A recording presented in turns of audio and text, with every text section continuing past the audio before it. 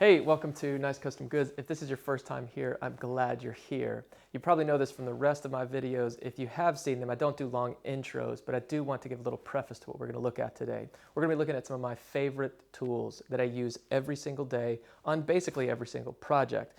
These tools are not expensive. They're really easy to find with the exception of one of them that we will get to, an antique tool, here in a second. If you are just getting started in leatherwork, this is going to be helpful for you.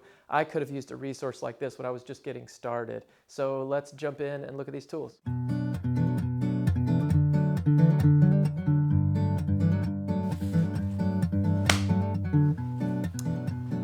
All right, let's see what we have here. Arteza, I don't know how you say this. These are much loved in this shop. They are clear. One of the reasons that clear is good is so say you are cutting out some shapes from leather, scribing some lines, you want to be able to see what's underneath the leather. Say this was a scratch or a brand or a scar, something that you didn't want in your piece.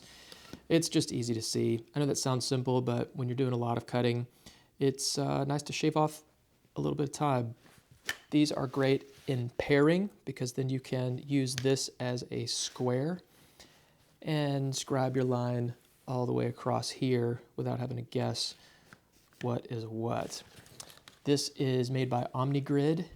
I've used this one for years. In fact, I have broken one before and bought the same one again, which is a good test. If it's a good tool or not, would you buy it again? All these links, as I said, will be down below in the description.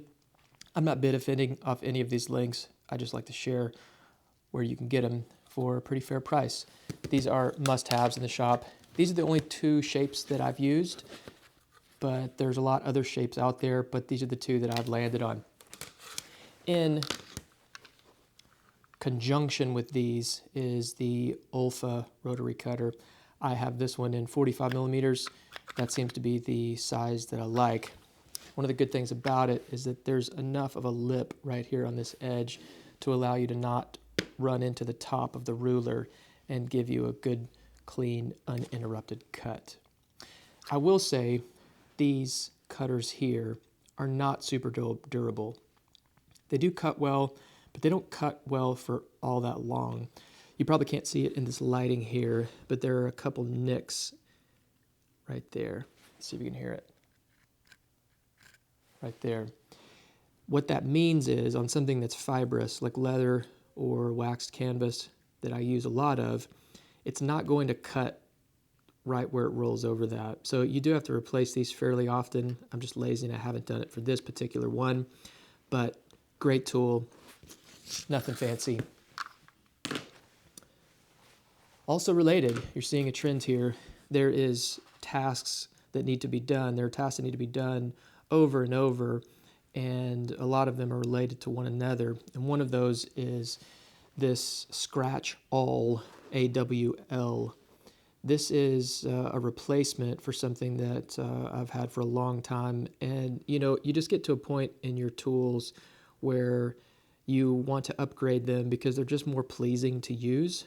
The last one I had was totally fine, but this one is just pretty. And I think pretty matters in the shop sometimes. It's encouraging and it just makes it more fun.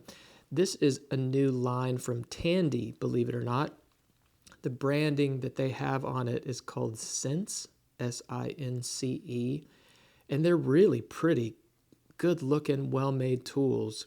I'm assuming they're made overseas somewhere, Asia, I would imagine. But well made. Somebody spent some time in that factory to make sure these things came out with a great fit and finish. Hardened stainless steel, unbelievably sharp, brass accoutrements, and some sort of black wood. It looks stained, kind of hard to tell. It's a beautiful tool. I really like it. You can get these at Tandy. Use these to scratch out patterns and to poke belt buckle hole marks, or to trace larger punch hole marks onto a piece of leather. Tandy, what do you know? I hear a lot of people knocking Tandy that are advanced in their leather crafting, and I kind of see what they mean. Some of their tools are pretty pretty bad, to be honest. Some of them aren't, though, and it just takes a little bit of time to figure out which are and which aren't. This is probably their aim at kind of picking up their level a little bit, I would guess. I can't knock Tandy at all, and here's why. Tandy is where I bought pretty much everything in the beginning, and so they were my gateway drug into leatherworking, and this is just a continuation of that. And so if you have a Tandy near you, it's a great place to get started and get your hands on some things and get started in leatherworking. I have a better alternative for you if you don't have one near you and you want more upgraded tools. We'll get to that here in a second. Speaking of marking, this is the Stanley 199. I can't say enough about this knife. I love everything about it. I have quite a few of them, and you see them pop up every once in a while at flea markets and antique stores. And if you ever see one, you should grab it. If you don't want it and you see one, grab it for me, and I'll buy it from you. Great tools. They're fixed blades, which some people don't really like, but I find them nice and secure. I don't have to worry about these slipping around. One screw. I carry around a couple extra blades in there, so I don't have to go searching for my pile of straight edges. This is a great tool. It's nice and firm, nice and grippy. It's a good size. It's not too small. I don't have big hands, but this feels great to get a good angle on without cramping up your hand, making a bunch of cuts.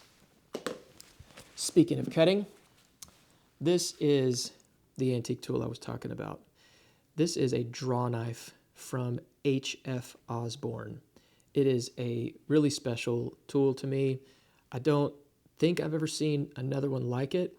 There are variations of this from C.S. Osborne.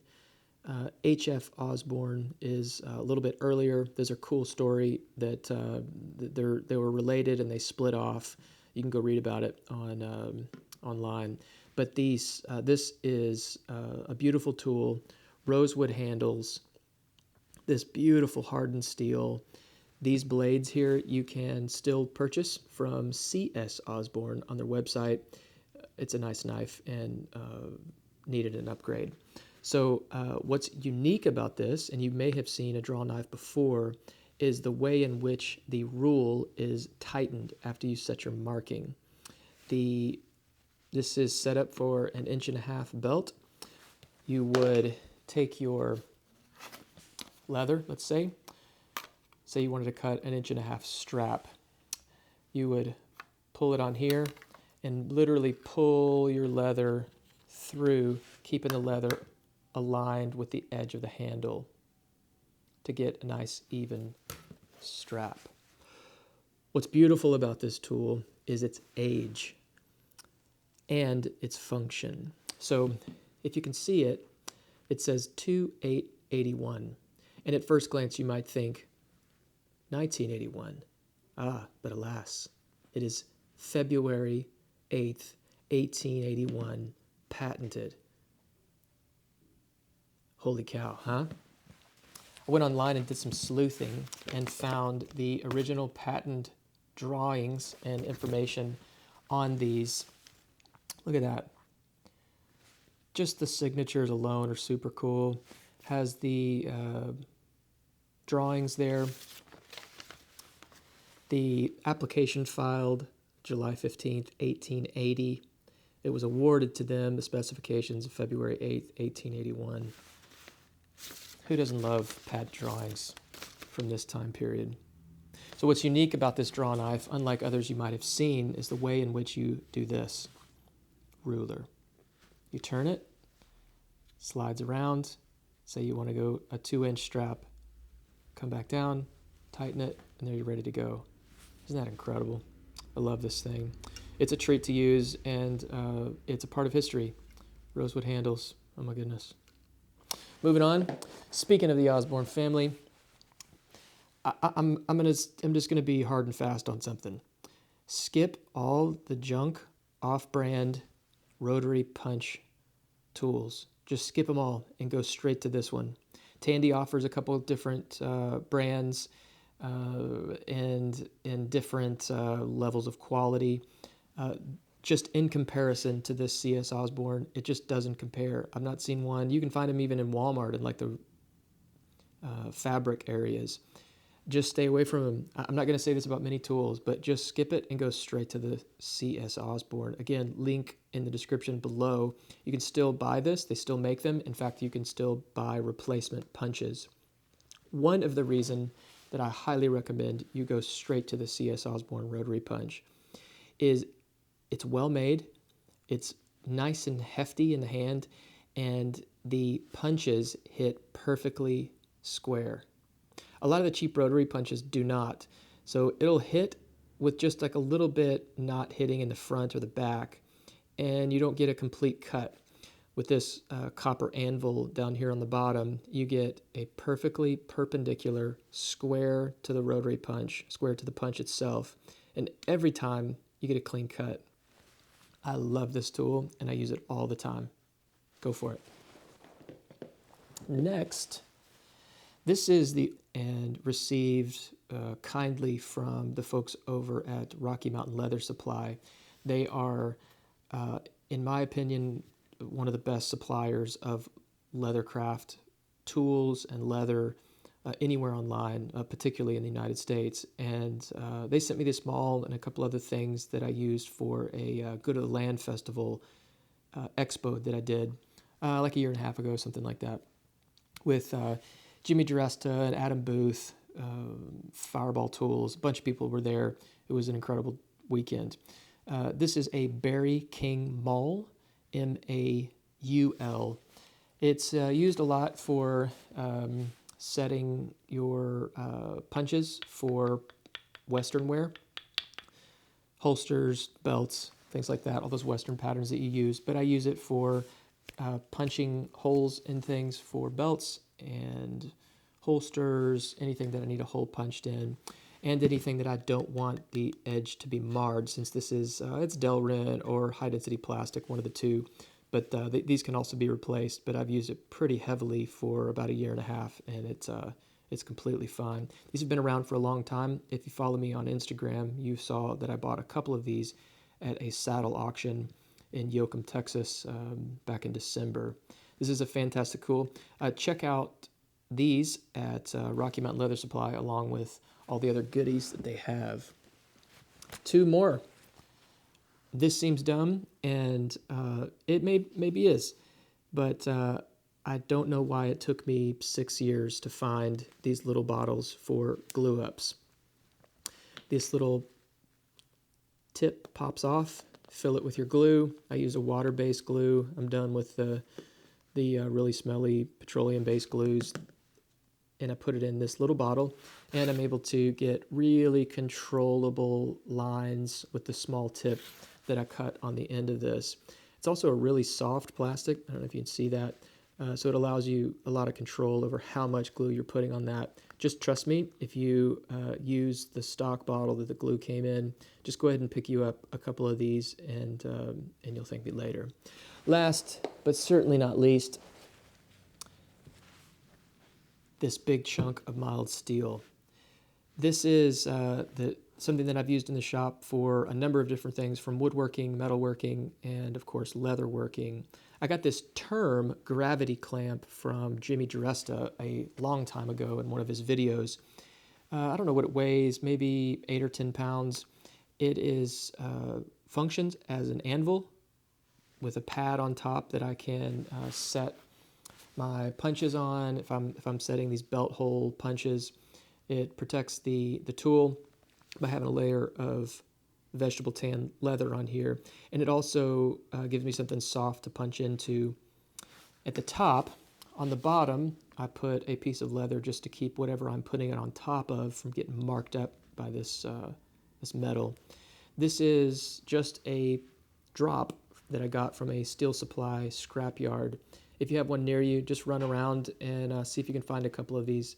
If you're trying to glue up something small, say you're going to glue these two pieces of leather together after you put your glue on, as opposed to sitting there and holding it until it's dry, use the so-called gravity clamp and allow it to set on its own. This is a fantastic tool. It seems silly, but you'll be glad to add a couple to your shop. That's it. And that's all we've got. If you have any questions about the tools that we've looked at today, write a comment down below. If you have a question about any leatherworking tools, I would love to help you. One of the things I want this channel to be is a resource for those of you that are just getting into leatherworking and have more questions about it. Leatherwork is not a dark art, and it can seem like that as you reach out to people and maybe you don't hear anything or you're not really sure where to get resources or supplies or help. I want this channel to be that because I want the leatherworking community to grow and to be stronger and for us to challenge one another and get better at what we're doing. You can also reach out to me on Instagram at Nice Custom Goods, shoot me a direct message, or just comment on the last post if you have any questions. I hit 1,100 subscribers last week and I'm really excited about that. If you are watching this or you've seen my other videos and you have not subscribed, I would really appreciate it if you click that subscribe button. I'm trying to grow this channel and I want to reach as many people as possible, and you can help me do that. Thanks.